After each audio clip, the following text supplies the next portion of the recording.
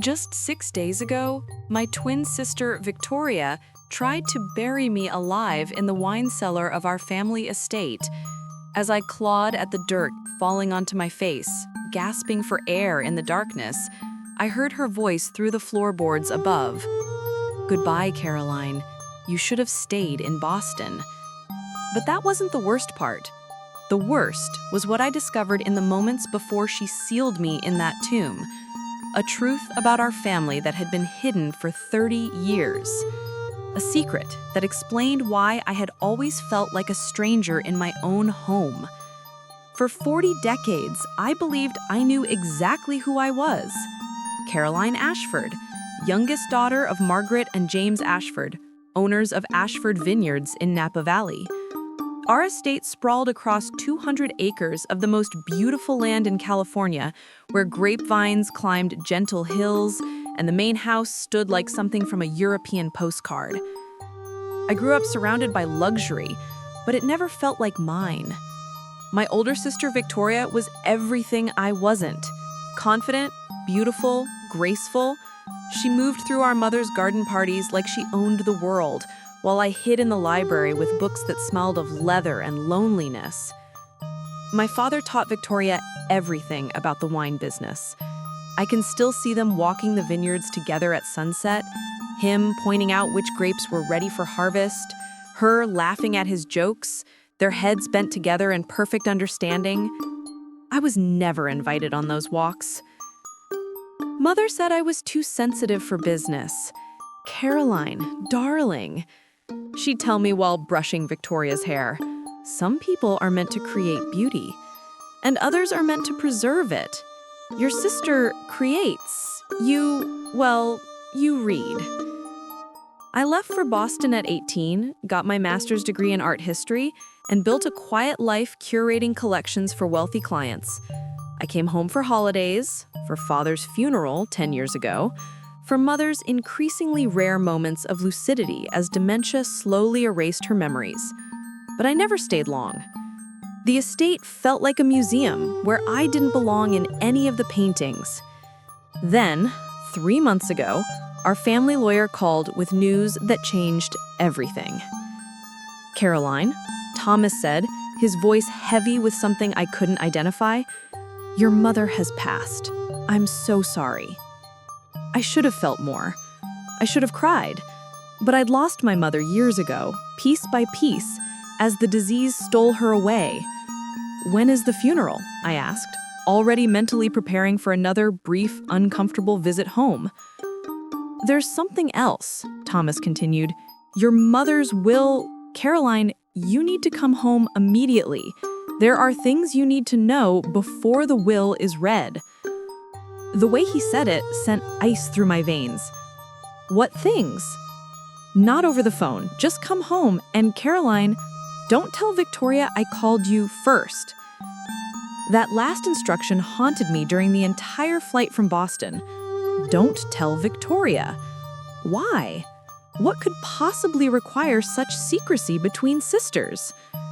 When I arrived at the estate, everything looked exactly as I remembered. The sprawling white house with its columned porch, the manicured gardens Mother had obsessed over for decades, the rows of grapevines stretching toward distant hills. But something felt different this time, as if I were seeing a stage set rather than a home. Victoria met me at the door wearing black Prada and pearls, her blonde hair pulled back in an elegant knot. We'd been twin sisters once, but decades had carved different paths across our faces. Hers was smooth, preserved by expensive treatments and a life free from worry. Mine showed every year I'd spent working, stressing, building a life from nothing, while she inherited everything. "Caroline," she said, kissing the air beside my cheek. "You came." Of course I came. She was our mother. Something flickered in Victoria's eyes. Amusement? Contempt? It vanished before I could identify it. Yes, our mother. The way she emphasized the word made my skin prickle. That night, I couldn't sleep in my old bedroom. Everything was exactly as I'd left it at 18. The white furniture, the books I'd loved, the window seat where I'd spent hours staring at vineyards that belonged to everyone but me. But it felt wrong, like wearing someone else's clothes. At midnight, I heard voices downstairs, Victoria's voice and a man's. I crept to the landing and peered down into the foyer. "Everything will be mine," Victoria was saying to a man I didn't recognize. He was tall, expensive-looking, with silver at his temples. "Thomas said the will is ironclad." "And the sister?" the man asked. Victoria laughed, a sound like breaking glass. "Caroline, she'll get some token amount and go back to Boston. She's never belonged here anyway." The man pulled Victoria close. "Once the estate is officially yours, we can finally be together openly. No more sneaking around." They kissed, and I saw Victoria's hand move to his chest, where she wore a ring I recognized. My mother's engagement ring.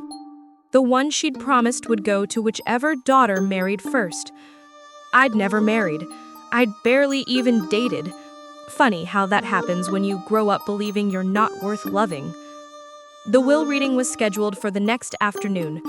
Thomas looked older than I remembered, his face lined with stress. Victoria arrived with her mystery man, who she introduced as Marcus Harding, my fiancé and the vineyard's new operations manager.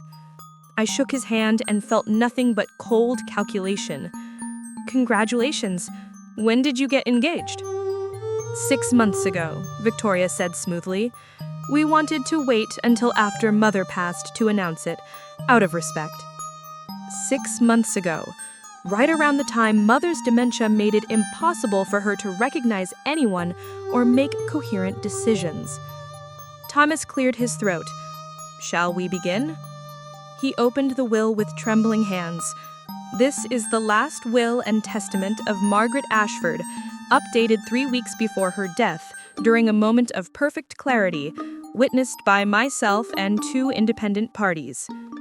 Victoria leaned forward, her smile confident.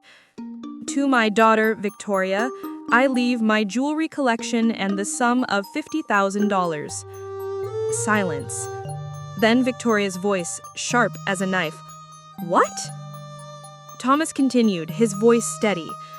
"To my daughter, Caroline, I leave the entirety of Ashford Vineyards, including all land, buildings, financial assets, and the family home. This is my attempt to make amends for a lifetime of cruelty disguised as love." The room spun. I heard my own voice from very far away. "That's impossible." Thomas looked at me with eyes full of sorrow and something else. Relief? "There's a letter, Caroline. Your mother wrote it for you." He handed me an envelope. My mother's handwriting, shaky but legible. "My dearest Caroline, if you're reading this, I am finally free from the lies I've carried for 30 decades. You deserve the truth, even if it destroys the memory of the mother you thought you had. You are not James Ashford's daughter. You are the child of my first love, a man I met before I married James. When I discovered I was pregnant, my family forced me to give you up for adoption. You were taken from me hours after you were born. James and I couldn't have children. After 10 years of trying, we adopted Victoria from a private agency. She was everything we wanted, perfect, beautiful, ours. But I never forgot you. I hired investigators. I found you in a foster home when you were 5 years old, and I did something unforgivable. I took you back. We falsified documents, created birth certificates saying you were Victoria's twin, separated at birth for medical reasons. We bought silence from everyone who knew the truth. I told myself I was rescuing you, giving you the life you deserved. But the truth is, I stole you from any chance at a family who might have truly wanted you. And then I spent your entire childhood unable to love you the way I should have, because every time I looked at you, I saw my sin. Victoria is not your sister. She never was. But the vineyard, the land, the house, everything was built with money from my family, not James's. It should have always been yours. This is my attempt to make amends for a lifetime of cruelty disguised as love. I'm sorry, Caroline. I'm so very sorry." The letter fell from my hands. The room was silent, except for the sound of my heart shattering. "This is insane," Victoria said, but her voice shook. Mother had dementia. She didn't know what she was writing. Thomas shook his head. The doctors confirmed she had a period of complete lucidity. The will is legal and binding. I looked at Victoria, no, not my sister, never my sister, and saw pure hatred in her eyes. "You're not taking this estate," she said quietly. "I've spent my entire life here. This is mine." "Caroline, I don't want—" "Liar!" She stood so violently her chair fell backwards. "You've always wanted everything I had. Even when we were children, you looked at me with such jealousy." Because you had everything. Because mother and father loved you and barely tolerated me. They weren't your parents. Victoria screamed. "You were nothing but a charity case. A mistake mother tried to fix by ruining my life." Marcus grabbed her arm. "Victoria, calm down. We can contest this." But Thomas shook his head. "The will is ironclad. I made sure of it. Caroline, the estate is yours. I suggest you have Victoria removed from the property within 30 days. I left the room in a daze, my entire identity crumbling. Everything I'd believed about myself was a lie. I wasn't Caroline Ashford. I was who? The unwanted daughter of a woman I'd never known? The child who'd been stolen from whatever life she might have had? That night, I wandered the house like a ghost. Every room held memories that no longer belonged to me. The kitchen where Margaret, had taught Victoria to bake. The study where James, had shown Victoria the business ledgers. The garden where they'd posed for family photos. Victoria in the center, me always slightly apart. I thought it was because I was shy. Now I knew the truth.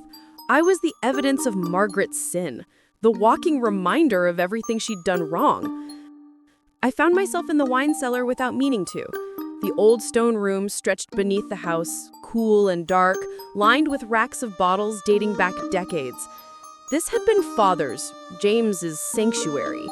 He'd spent hours down here, cataloging vintages, tasting, dreaming. I used to hide down here. Victoria's voice came from behind me.